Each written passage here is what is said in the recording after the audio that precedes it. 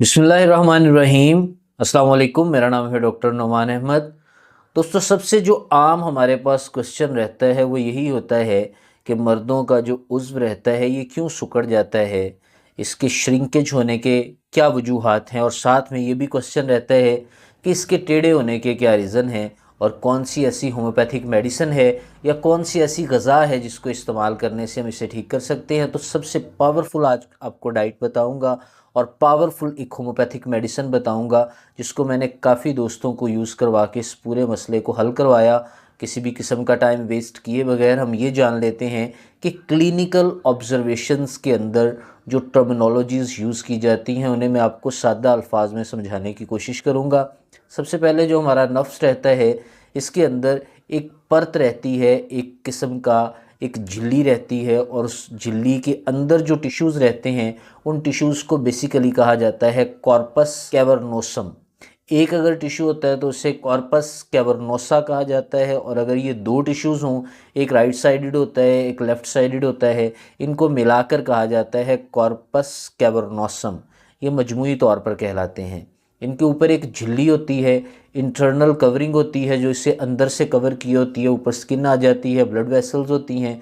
जो ऊपर वाली झिल्ली होती है उसे कहा जाता है ट्यूनिका एल्बोजिनिया। ये बेसिकली सॉफ्ट टिश्यूज़ रहते हैं जो कैवर्नोसम होते हैं। इन सॉफ्ट टिश्यूज़ के अंदर स्पेसिस भी होती हैं और ब्लड वेसल्स भी इनके टॉप पर भी होती हैं, इसके अंदर भी होती हैं, जिन्होंने बेसिकली ब्लड को लॉक करना होता है।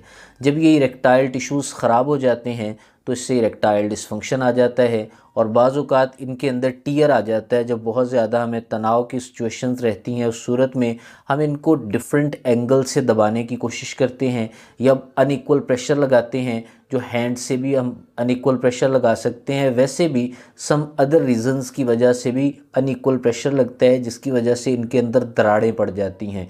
उन दरारों को टीयर्स कहते हैं। उन टीयर्स की वजह से ब्लड लीकेज होना स्टार्ट हो जाता है और पूरी तरह इनके अंदर ब्लड स्टोर नहीं हो पाता, लॉक नहीं हो पाता, जिससे फिर वीनस लीकेज का इशू भी आता है। और साथ ही साथ हमें आर्ट्रियोजेनिक इरेक्टाइल डिसफंक्शन या वीनोजेनिक इरेक्टाइल डिसफंक्शन हो सकता है।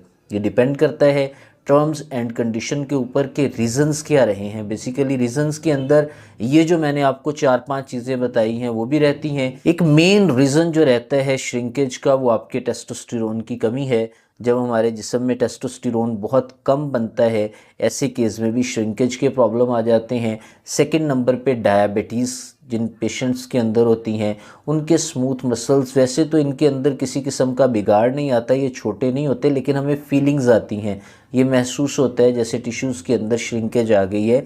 असल में वो पूरी तरह उनके अंदर ब्लड नहीं स्टोर हो पाता, और बेसिकली जो टिश्यूज़ रहते हैं उन टिश्यूज़ के अंदर पूरी तरह इरेक्टाइल नहीं होता, जिसकी वजह से वहाँ पर डिसफंक्शन हो जाता है, जिसको बेसिकली इरेक्टाइल डिसफंक्शन कहते हैं। और ये मेन सबब रहता है हमें महसूस होने का कि हमें श्रिंकेज हो गई है या टेढ़ापन होता है। पेयोनियर डिजीज़ के अंदर भी सेम सिचुएशन आती है। पेयोनियर डिजीज़ के अंदर प्राइवेट हिस्सों के अंदर अक्सर औकात टेढ़ापन आ जाता है, क्योंकि वहाँ पर स्कार टिश्यूज़ का ज़ख़ीरा होना स्टार्ट हो जाता है। स्कार टिश्यूज़ वहाँ जमा होते रहते हैं, या बाज़ औक़ात प्लेग बन जाता है, उस प्लेग की वजह से हमें टेढ़ापन महसूस होता है।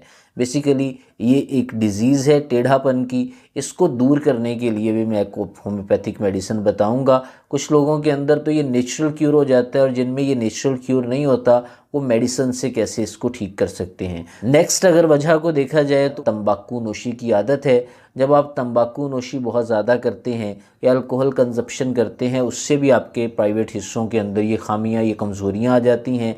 नेक्स्ट आपका एज बहुत मैटर करता है। जब आपके जिस्म के अंदर आपको श्रिंकेज के प्रॉब्लम महसूस होते हैं तो ऐसे में आपकी एज जो है वो बढ़ रही होती है। एज की वजह से भी आपको ये प्रॉब्लम आ जाता है। असाबी कमज़ोरी इसकी एक आम वजह बन सकती है।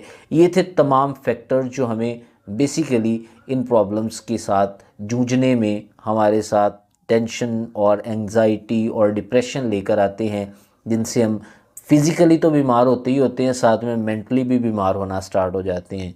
अब इन्हें टैकल आउट तो कर लिया, सॉर्ट आउट कैसे किया जाए। सॉर्ट आउट करने के लिए आपको जो बेसिक ग़िज़ा बताने लगा हूँ वो है अखरोट, वालनट। वालनट एक ऐसी ग़िज़ा है जिसके अंदर फ़र्स्ट ऑफ़ ऑल तो ओमेगा 3 फैटी एसिड होते हैं।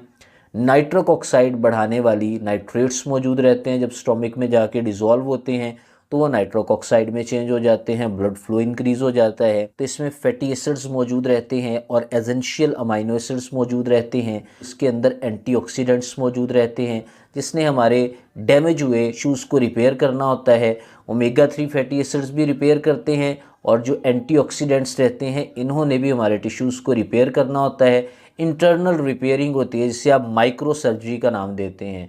तो वॉलनट के अंदर जो चीज़ें पाई जाती हैं वॉलनट बजाते खुद नहीं करता, जो इसके अंदर केमिकल्स पाए जाते हैं, जो नेचर ने केमिकल इसके अंदर रखे हैं वो इम्प्रूवमेंट लाते हैं हमारी बॉडी के अंदर। नेक्स्ट अगर देखा जाए तो जो कॉर्पस कैवर्नोसम होता है उसके अंदर जो स्मूथ मसल्स रहते हैं उनको सपोर्ट करने में भी ये टिश्यूज़ हमारी हेल्प करते हैं, और जो वॉलनट रहता है उसके अंदर जो ओमेगा 3 फैटी एसिड रहते हैं वो हेल्प करते हैं। इसके अलावा टेस्टोस्टेरोन को सपोर्ट करते हैं, साथ ही साथ ये एल-आर्जिनिन के लेवल को भी बॉडी में बढ़ा देते हैं। एल-आर्जिनिन बॉडी में बढ़ने का मकसद ये होता है कि आपका टेस्टोस्टेरोन बढ़ना स्टार्ट हो गया है और ब्लड पूरी तरह आपके प्राइवेट पार्ट में जाएगा भी और वहाँ पर लॉक भी होगा। ये था वॉलनट का इस्तेमाल और वॉलनट के फ़ायदे। वॉलनट को इस्तेमाल कैसे किया जाता है, अखरोट को कैसे इस्तेमाल किया जाता है। आप जो अखरोट बाज़ार से मिलता है आम उसे ले आएँ, जो सर्दी के मौसम में हमें, जिसे हम पाकिस्तान में तो कागज़ी अखरोट का नाम देते हैं, यानी वो अच्छे से टूट जाता है, उसको ले आएँ। तकरीबन 1 से 2 आपने रात को पानी के अंदर भिगो देने हैं।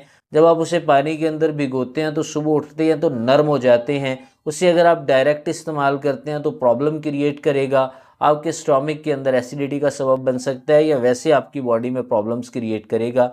वॉलनट वैसे दिमाग के लिए भी बहुत ज़बरदस्त रहता है, लेकिन अगर आप इसे भिगोकर इस्तेमाल करते हैं तो आपके दोनों पार्ट्स को स्ट्रॉन्ग करता है, ब्रेन को भी और प्राइवेट पार्ट को भी। आपकी बॉडी के अंदर आई इरेक्टाइल डिस्फंक्शन से भी लड़ता है। 1 से 2 रात को भिगो के रखें और सुबह इसे चबा के खा जाएं, आपकी बॉडी के सारे प्रॉब्लम्स 10 दिन के अंदर अंदर इंशाल्लाह ताला दूर होना स्टार्ट हो जाएंगे। नेक्स्ट जो होम्योपैथिक मेडिसिन है, अगर मैं बात कर लूँ स्कार टिश्यू बनने की वजह से जो स्ट्रक्चरल डिस्फंक्शन आ जाता है, यानी आपके प्राइवेट हिस्सों का साख्त डैमेज हो जाता है या आप अनइक्वल प्रेशर लगाने की वजह से एक साइड पे टिल्ट हो जाता है, मुड़ जाता है, ऐसे केस में आपको एक सिंपल सी मेडिसिन लेनी है जिसे बेसिकली थायोसिनामिनम का नाम दिया जाता है।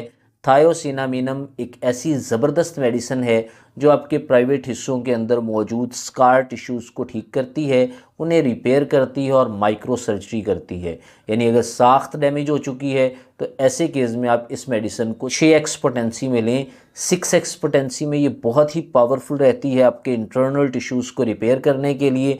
आपके स्मूथ मसल्स के साथ साथ जो आपकी बॉडी के अंदर एपिथेलियल सेल्स रहते हैं उनकी भी प्रोटेक्शन करती है और बॉडी के अंदर आई वीकनेसेस से लड़ती है और फाइब्रस को वहाँ पर जनरेट नहीं होने देती। बेसिकली जो फाइब्रस टिश्यूज़ वहाँ पर इकट्ठे हो जाते हैं उस फाइब्रस प्रोटीन को भी ख़त्म करती है और आपके लचक और मजबूती लेकर आती है।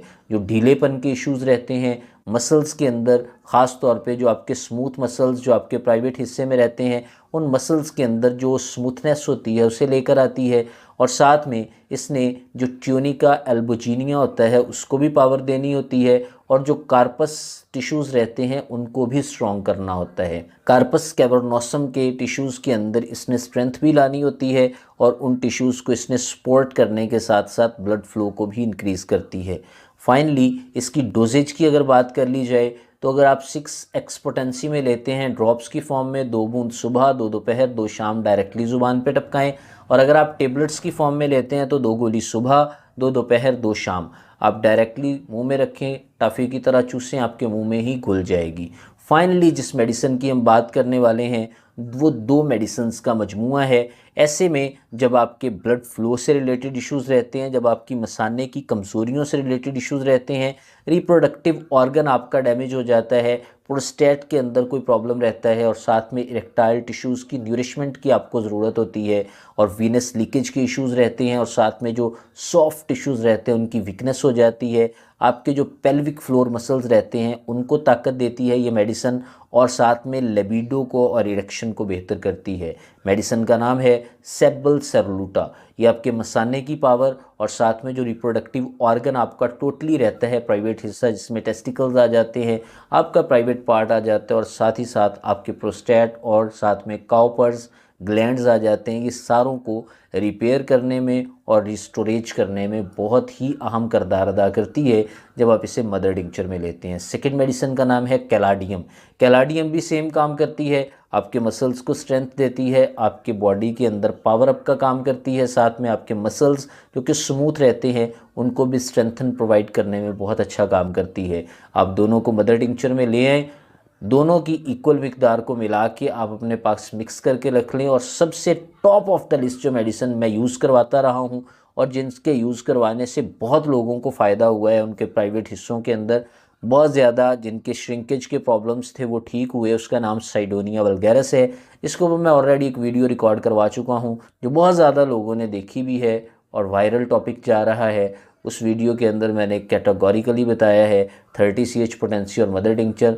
अगर आप 30 लेना चाहते हैं तो ऑप्शनल है, अदरवाइज़ आप इन तीनों को मिक्स करें बराबर मिकदार में, आपके ब्लड फ्लो को भी इंक्रीज़ करेंगी। स्ट्रक्चरल डैमेज अगर आया है उसके लिए मैंने आपको थायोसिनामिनम मेडिसिन बताई है, और अगर फंक्शनल रेगुलरिटीज़ ख़राब हो चुकी हैं या ब्लड फ्लो से रिलेटेड इश्यूज़ है या आपके जिस्म में नाइट्रिक ऑक्साइड से या टेस्टोस्टेरोन से रिलेटेड कोई इश्यूज़ हैं, तो इन तीनों मेडिसिन को आप मिला लें बराबर मिकदार में।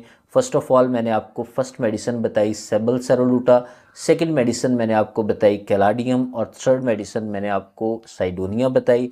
मदर टिंचर में ले आएँ, इनको बराबर मिकदार में मिला लें, 15 से 20 बूंद 1/4 कप पानी में डाल के दिन में 3 दफ़ा यूज़ करें। बेसिक प्रिकॉशन में 10 से 15 मिनट की एक्सरसाइज करें, इंशाल्लाह ताला सारे मामलात ठीक हो जाएंगे। इसी के साथ मुझे इजाज़त दें, मिलते हैं नेक्स्ट वीडियो में, तब तक के लिए अल्लाह हाफ़िज़।